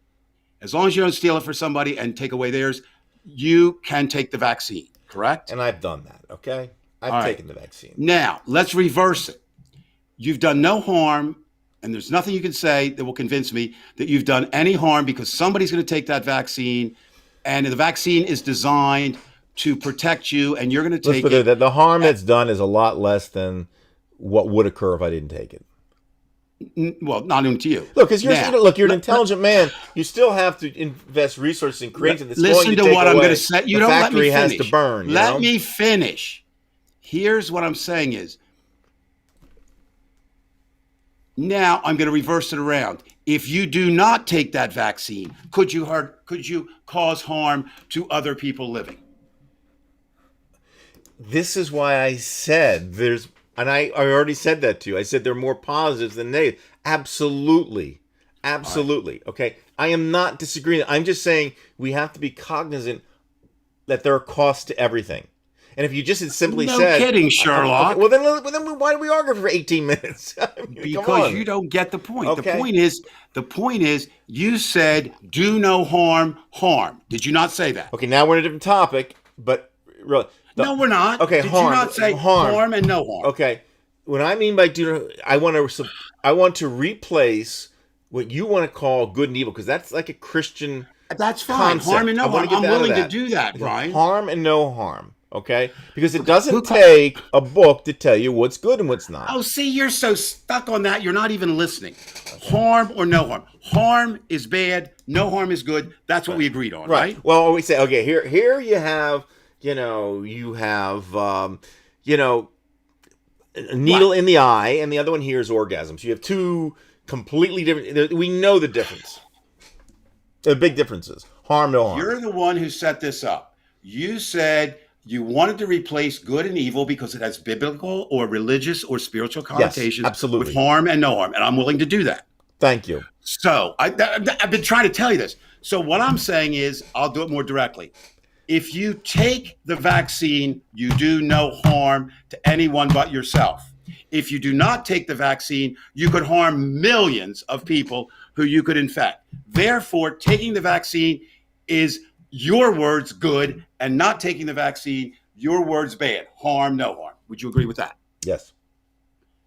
Well, that's all I wanted to Well, point no, out. but I don't. I mean, I'm talking in terms of the universe. I don't like using because it has the connotation. Because I don't like people saying what's good and what's bad. The universe doesn't care what's good or what's bad, and you and I agree on that. Then the universe is your God and uncaring. I'm talking No, about, no, I don't dig the evolution thing. That's really not okay, good. well, when you come up with something else, let me know. Okay, evolution is what we got. It's the hand we've been dealt, and we play it. So my argument is here: if I'm willing 100% to give up good and bad because it does have connotations, I agree with that. I like your harm, no harm, and I'm saying we have a situation here of harm, no harm. Taking the vaccine is no harm except to yourself. There is a risk involved, but by not taking the vaccine, you can harm all of society. 99% generally true. Yes. Okay, you'll never be 100%. So, Okay. what? It's not worth what you having an ta- argument over some. It's just like No, it is worth having a it, gnat Brian. on top of an aircraft Well, carrier. you're the one who has the gnat. What I'm trying to say is, I'm trying to make a decision logically of which is more harmful, taking the vaccine or not taking the vaccine. No doubt about it. I'm not taking going the to convince vaccine people. is- And now we're back to what I said before is I think one of the failings we have as individuals, whether it's wired in, whether it's built in, we talk about greed and selfish. We all have that to a certain degree. And I think there are times when, this is going to downplay it, but you take one for the team. That's too light. But basically you say, okay, yeah, I could get X. I could even die from this. But it is to the greater good that I take this vaccine. That's why when you started and said, well, I feel bad for this, I don't feel bad for any of them. They're making a decision that can jeopardize and create untold damage to others. Yeah, there's the stupid aspect. And in turn, saying any harm that might happen to me, I've got to prevent, even if it causes harm to all the others. That's all I'm saying. Okay. And I think that I can live with that. Whether you can live with, I don't care whether you're convinced or whatever. I told you I would be. be quite happy if these Trumpers didn't get vaccinated, and that's all that it causes. Their Now, own deaths. here's I'd be the big happy. question, Brian, that I can't answer. All right. I'm going to go simple now. Would you agree that for Republicans, I'm going to call them Trump-publicans for the rest of my life, for the Trump-publicans to win, one of two things has to happen. More people have to vote for the Trump-publican candidate, or they have to keep people who didn't vote or wouldn't vote for them out. And they're trying to do, Or a they're third doing the thing, one. somehow manipulate They're doing the something vote. else. This, but on the Who other knows side, how many things they'll do? what I find interesting, and this is what I want to talk a little bit about this week before we close. Have you noticed a little bit of a change, though, suddenly, with the Trump-publican leaders coming out? Sean Hannity, Mitch McConnell. They're afraid of has been losing steadfast. votes to death, perhaps. Well, there you are. That's what I never understood. They're finally never picking quite up. understood- We don't want to lose. Well, 3,000 because votes in originally, each place. where did it hit, Brian? Where did it hit originally? In the blue states. No. What made it hit in the blue states? Well, Trump didn't help it out. I'll say that No. much. All that's true. Well, population, the cities. I mean, it was, There you are. Okay, there you are. Cities, basically Democrat. Population density hit there first. Now suddenly, it isn't really hitting there, although it's starting again. Where it's hitting is the places that were isolated because they're not vaccinated, right? Right. So I didn't get the thinking. I'm just wondering if you got it. I did not get the thinking unless, did they really think it was a liberal Democratic city disease that only voters who voted for Joe Biden would They get? didn't care because they're thinking. These Republicans on top, they only think in the moment. Like, what is it There that you changes are. at this moment? And let's have Democrats die. And They there- literally don't care if Dave Price dies. They'd be happy to see you. And I me understand die. that. But my point is, that's why I think in the long run, Brian, I think we'll win. Because I think you can't just think short term. You Anyway, have to thanks think. everybody for those of you who are trying to help us out with Divided We Stand on other platforms. There, whatever you're doing, Dave and I appreciate that. Oh, always, always. We're nothing. We're nothing. I mean, Brian and I. So we have more Brian and I numbers have been- tonight, obviously. Brian and I do this. We've been doing it for 25 years now, almost. And a lot of times we take our over. yeah. I would say 22 years. and yet we're very close, as Brian points out. But I think the difference is I'm always right and Brian's right about 52% of the time. No, but the idea of it is, I just don't see now.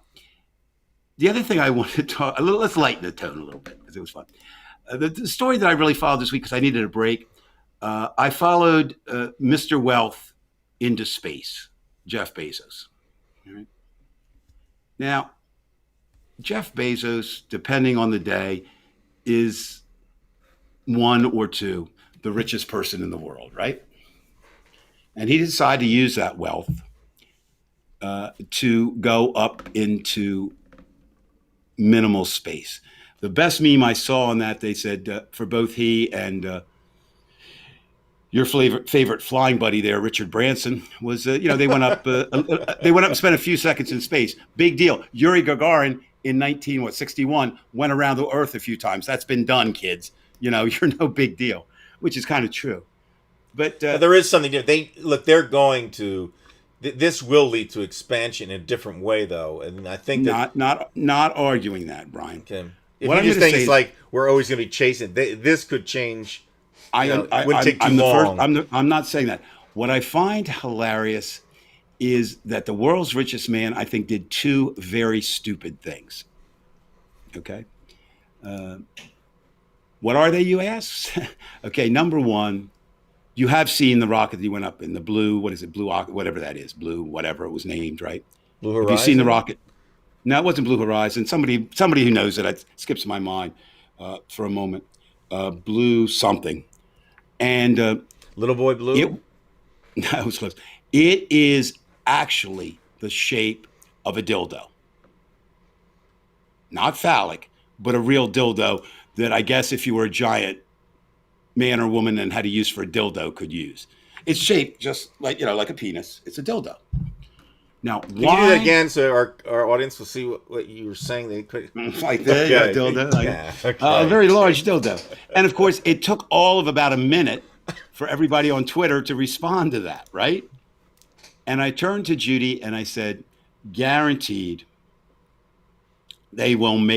somebody will make a lot of money off of this because this is capitalism.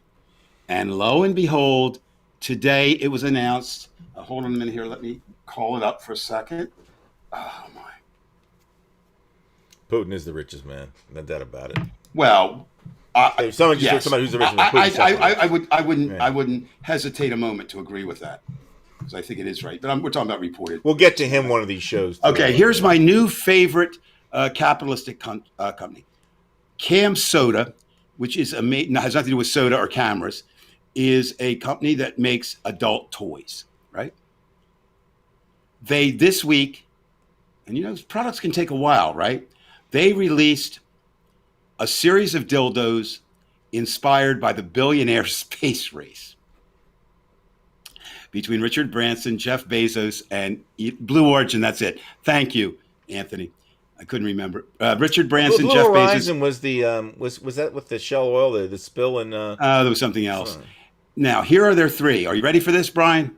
This is big news. This is capitalism. The three, one is called the Blue Orgasm, which is a play on Blue Origin. The second is Space Sex, play on SpaceX. And my personal favorite, Galadick.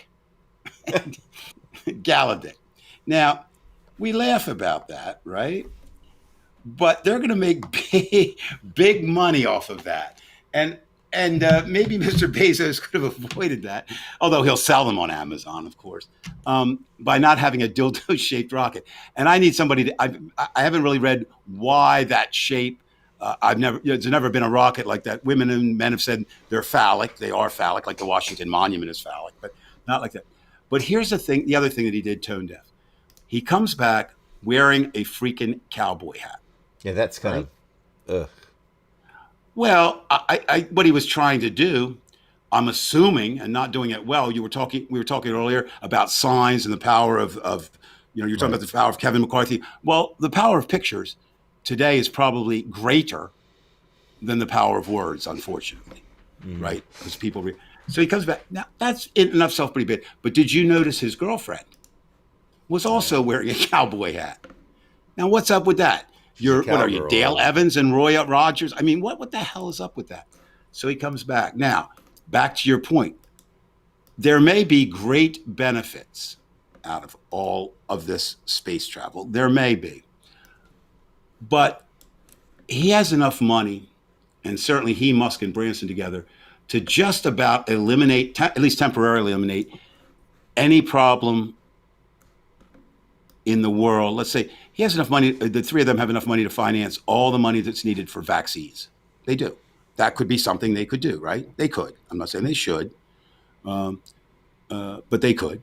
They chose not to do that, or they could fund school. There's many things, but they decided to do this. Now, what they're saying is what you just said. Well, basically, though, if you reduce all that, what they're saying is the planet is beyond redemption and hope.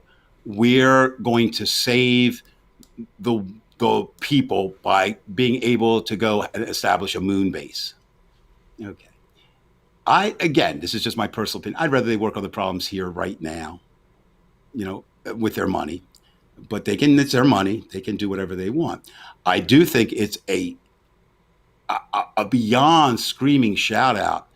Tax the rich, okay? Tax them. Don't give them tax exemptions with the Trumpublicans, and before them, the Republicans wanted to do. There is no such thing as trickle-down economy. It hasn't worked in the 60 years it's been proposed. It won't work today. It won't work tomorrow. It won't work ever, right? Now, here's where this is something Trump would do. See, we never leave Trump so far away. Trump would do all of that if he were the billionaire he said, and he has the money. He's not. But here's what he comes back. Did you notice?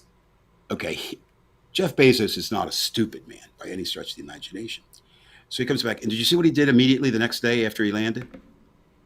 Did he give $100 million to He gave $100 million to Jose Andres, and he gave $100 million to Van Jones. Jose will use his money, as he's already said, for World Kitchen and feeding, so that's good. And Van will use it for a number of groups that he works with. That's good money. And you said, oh my God, $100 million. Do you understand? Do we all understand that that's like the type of money I might find in my couch after these 5 people leave my house? I mean, $100 million to him is nothing. He'll make that back in 4 days. Conceivably. So what he was trying to do is do what the Trumpublicans do, trying sometimes to buy goodwill. Let's get back to the other thing I want to say, and I'm not really doing the stories tonight, it's just there. Okay, so Miss Pelosi dropped 2 people, correct? Mm-hmm. 2 Republicans. Both of them will be called to testify, mark my words, because they were involved, right? They were involved with the January 6th. And your friend now and your communication idol, Kevin McCarthy, comes out, and that's what the second question was, and attacks it. And the Republicans do not care what they say, when they say it. Apparently their followers will not trust their own eyes, which is all you need. They don't trust the media. They don't trust anything. And so the Republicans can say today, or the Trumpublicans can say today it's Saturday, and tomorrow they could have said yesterday is Friday, and then next day will be Tuesday. I mean, and how you combat that? You don't. You just have to eliminate it, or you have to outwork it, outthink it, outvote it. So if these billionaires, if they're not Trumpublicans and they care about the planet, just pay drivers to get everybody to the polls, even if it's a 50-mile drive, right? It's all, Mr. CB, Again, Mr. Weinstein, with his limited understanding or use of the Bible, may be one of the ones who fall Proudly. victim to this. So I'm not. Well, that's ignorance in itself to say that, because you need to know the Bible for when it's misquoted and used against you. But the idea of it is, Brian, you've heard this, right? Money is the root of all evil. You've heard that? plenty of times. And people swear. If you were to go into church Sunday, it's not in the Bible. No, Do you know people. what this- Look, I believe that people are evil before they had the money. Just they have the money. No. Do you understand that doesn't exist? That construction, money is the root of all evil, has never existed in the Thanks, Bible. Osama. Do you know what There's the Discord invite for the show. Thank you very much. Do you know this? Here is the actual quote.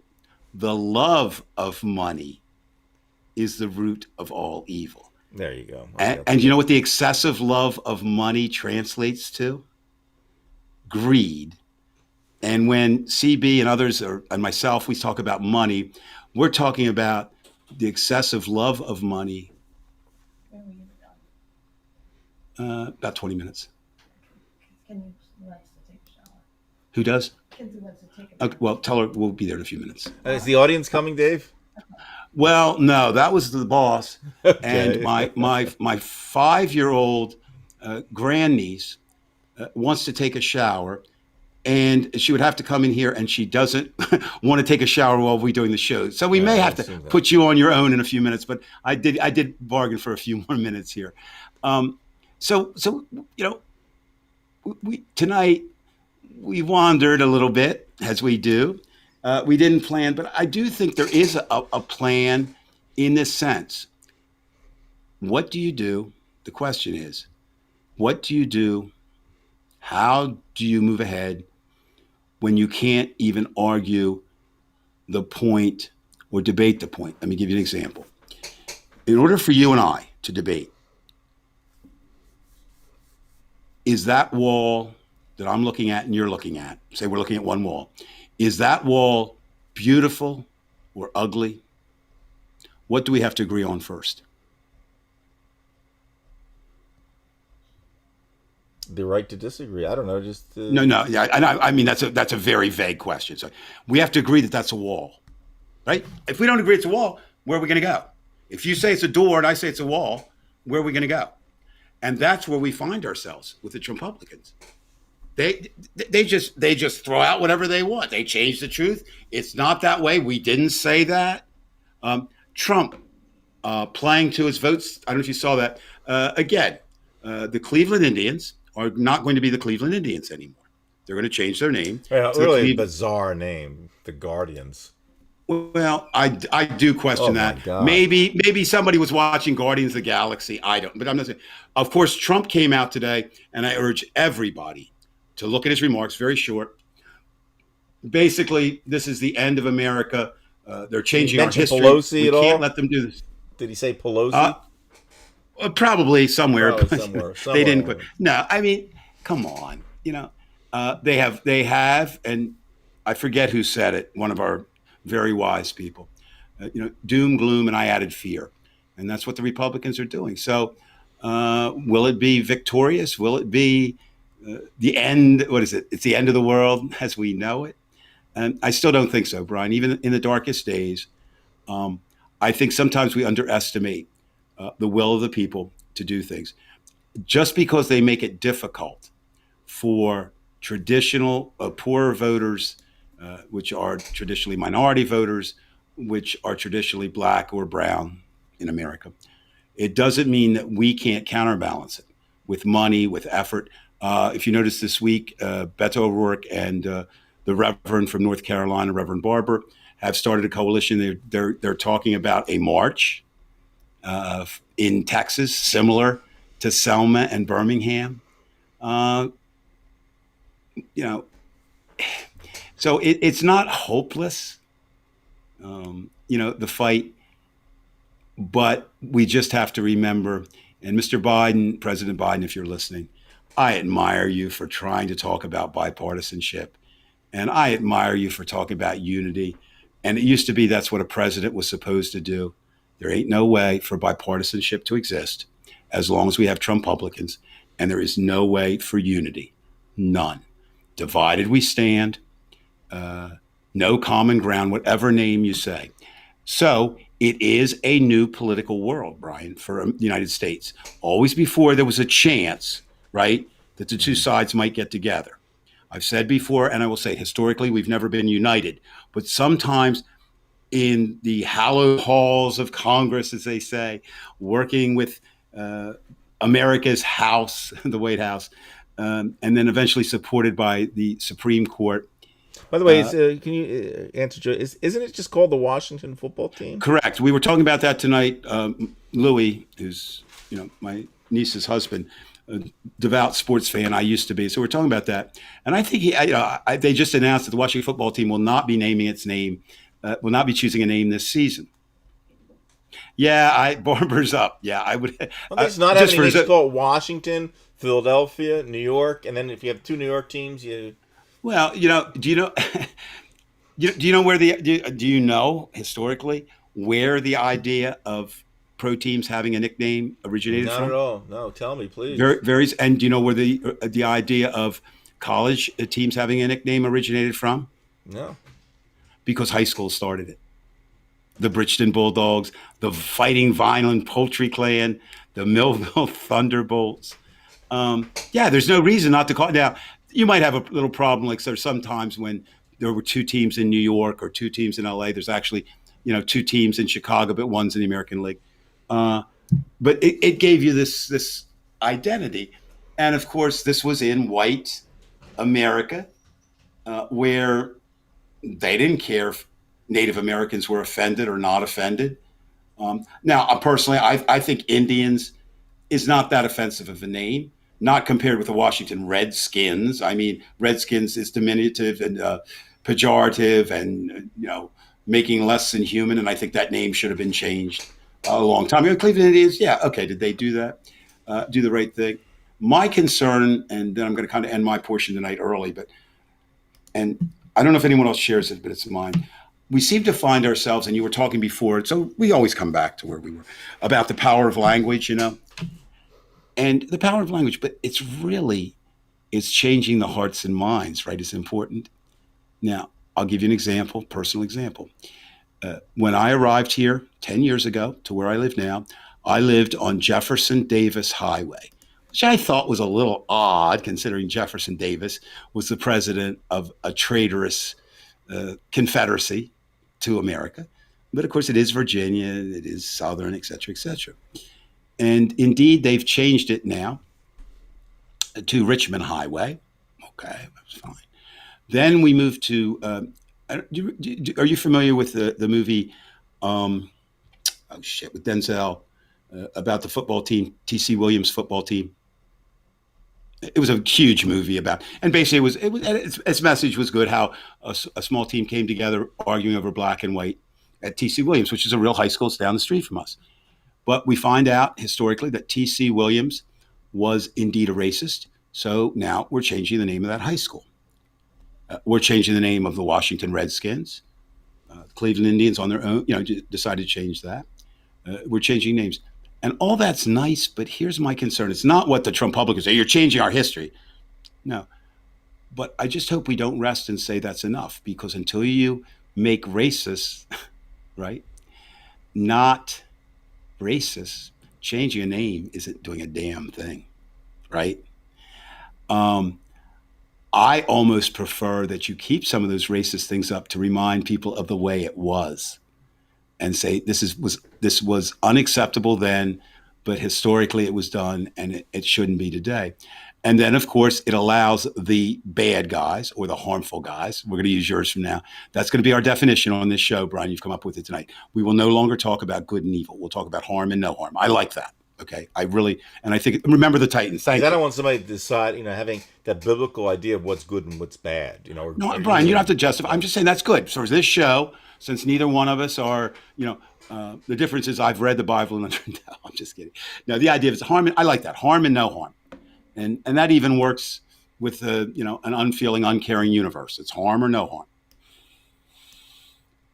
So where do the people that I consider harmful, which are the haters and the racists and these kind of people, it allows them to make one logical argument. Are you going to change the name of the Washington Monument and the Lincoln, or the Washington Monument and the Jefferson Memorial? They were slave owners, and I'm not changing, and then they take it to the stupidest, conclusion. My last words tonight are this: I even though this was a goofy show, oh my God, I had fun. I don't really care about that because, ladies and gentlemen, what you witnessed tonight is something Brian and I've been doing for 25 years. And, just taking opposite sides sometimes when we don't even believe it, devil's advocate kind of argument. Tonight was real. I mean, Brian didn't get it. We finally what cookies did. to get, Jesus. Nah, but it comes up. But what I really liked, did you notice how people worked around it? They were helping the show. They were talking to each other. Yeah, I really appreciate what these people are doing. That's really really. You guys are great. I'm laughing because I was telling, Louis tonight, who's, as I said, is Tara's husband. I said, Louis, sometimes it baffles me. People actually watch the show. I mean, it really does baffle me. But just like the last show or the show before I came, which one, I said, as a speaker, I always wanted everybody's attention. And it took me a while, to accept that these questions and things were going on in conversations. But now I've realized, and tonight it just hammered it home for any hesitancy I had, and I really didn't have any. This show really isn't about us, Brian. And that's cool. It really is cool. Sometimes we provide a talking point, but basically it's a gathering place of people who couldn't gather. You know what I mean? Necessarily. I mean, yeah, we could, send emails back and forth or text. So, Evil Yoda, I always like what you say. So I'm going to end my comments here with evil. Don't let that go away, Brian. The Democrats' action have been less than enthusiastic. In fact, their actions seem to imply they're not worried at all, and don't believe the Republican officers are a significant threat too. Evil Yoda, I would love to say, oh no, Mr. Yoda, you are not all wise. Yoda, no. Certainly, I share that concern. I really share that concern.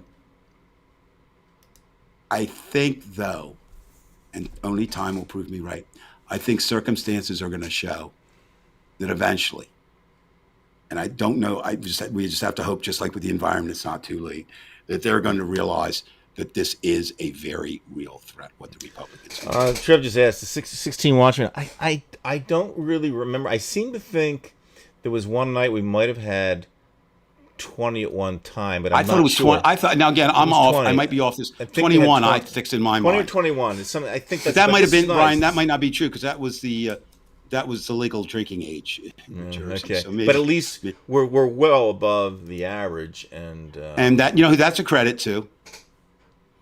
That's a credit to the listeners who went out and got it. I mean, that stuff. That's great stuff. We're all on the same team in that sense. Well, you know what, and that's good. So, Brian, even though sometimes you frustrate. No, you never frustrate me. But by the way, if we reach 100 in the next 5 minutes, you're gonna have to stay on. You have to tell your no, I look. Or can we watch the fight between? We could have like a pay-per-view without paying. Watch you and Judy get in the fight. You missed you missed the fight. Judy always wins. Well, not that fight. My grandniece. What happened? And anybody who has children or grandchildren can appreciate this. So we'll leave on this lighter note. We had a couple of like small beach ball types. One of them was blown up, one wasn't. So she and I are playing catch. But then she wanted to blow up the other beach ball, and her father said no. And she let out a banshee wail that I'm surprised if Keith were in Australia tonight, I'm surprised he might have heard it. So my point is, she wants to take a shower. I don't want to hear that banshee wail. So I'm going to beg out with thank you, Brian, as always. And next week we're going to talk about why Brian should convert to Hinduism. All right, that sounds fair enough. By the way, we did have more on the Reality Report, but don't forget, with the Reality Report, we had well over 1,000 subscribers. So you usually get around 5%. Also, you had Antonio on there from time to time. You had Paul. You're kind of a disadvantage with me because I have no friends. You know what I mean? Okay. Well, listen, Dave, we appreciate it. And I'll end tonight with I always end with a movie for everybody. I guess it's kind of like a new thing. So take care, everybody. We'll take it back to 1963. They'll start with my father in the pool, and then me, and then my sister with her inviting her friend over, and one of my friends. So let's try to find it, and not that long of a movie. Let's go back to this, and let's see what happens.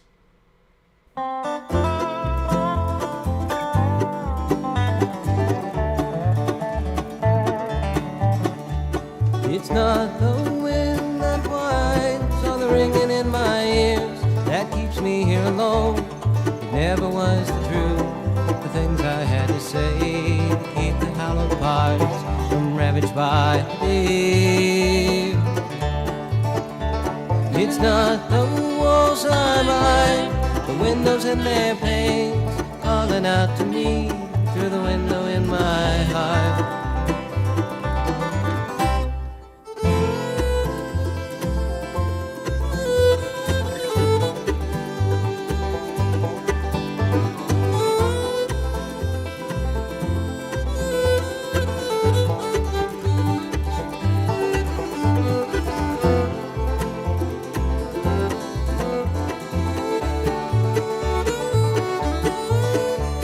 It's not the years I mind, but seasons moving on, like the sound of March's wind beating at my window while I lay awake and dream of shadows in the dawn, a face already gone.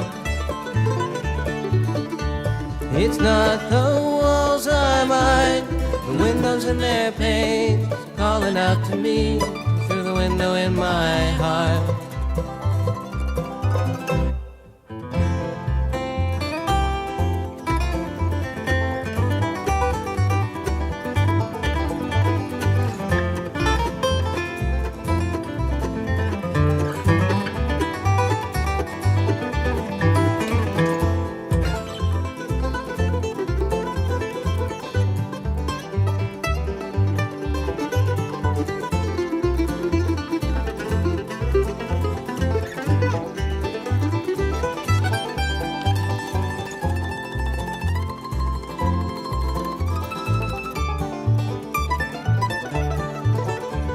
It's not the rain outside that holds a bit of tears or keeps a man inside. It's a song that's left unsung, a story never told, a poet's deaf and dumb, struck down by his peers. It's not the walls I mind, the windows and their panes calling out to me through the window in my heart. Through the window in my heart. Through the window in my heart. Through the window in my heart.